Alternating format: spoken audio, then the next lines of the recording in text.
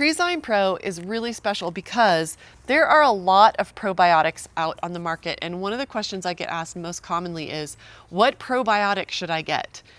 And we did a little experiment. We'll cut away to some photos here, but I asked our readers on a Facebook post once, send us your probiotic. Just send me a sample, send me 1 or 2 capsules.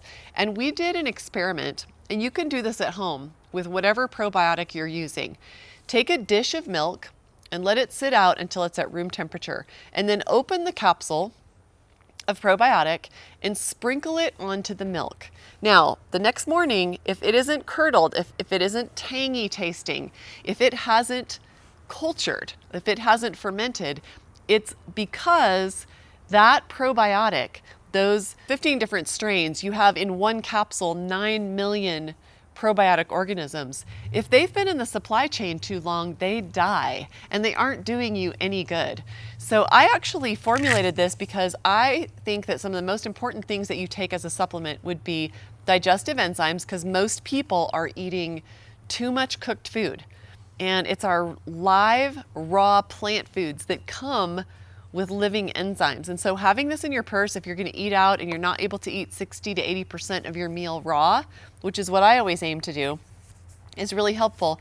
But in addition to this being a digestive enzyme, where it has 6 different digestive enzymes to be able to help you digest proteins, fats, and carbs, you're also getting that prebiotic that feeds the probiotics, and then you're getting 15 different strains of probiotics. Like, take a look at whatever probiotic you're taking, but most likely you're not getting 15 strains. You really need a broad diversity, because in your gut there are lots and lots of helpful, healthy probiotic organisms. And so the more, the better. So we have a really high count in here, but we also have a wide diversity of types of known helpful probiotic organisms that are helpful in colonizing your gut. This is super important if you've ever been on an antibiotic.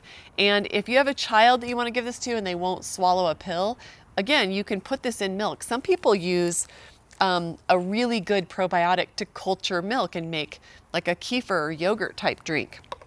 We did a little research when you sent us a capsule or 2 of your brand of probiotic.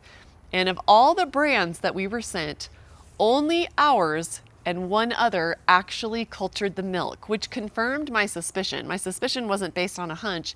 It was based on previous testing and reading about what the problem is with delivering probiotics to people. And that is, they're just in the supply chain too long. I mean, by the time someone puts together their probiotic product, the raw materials have already been in a supply chain for 6 months or 12 months. And so it's really hard to bring a good probiotic to the market and have it be effective for what you want it to do, which is colonize your gut.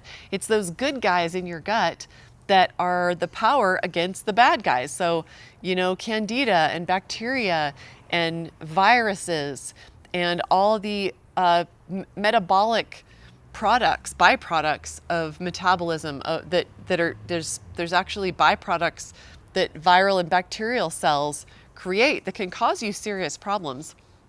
And when you've been on an antibiotic, even if your antibiotic was last year or 10 years ago, you can still be suffering some major gut issues. Some people suffer gut issues for literally decades after 1 course of antibiotics. Our probiotic actually cultures milk. That is the definitive test about whether those probiotic organisms are actually viable, whether they're going to actually help colonize your gut.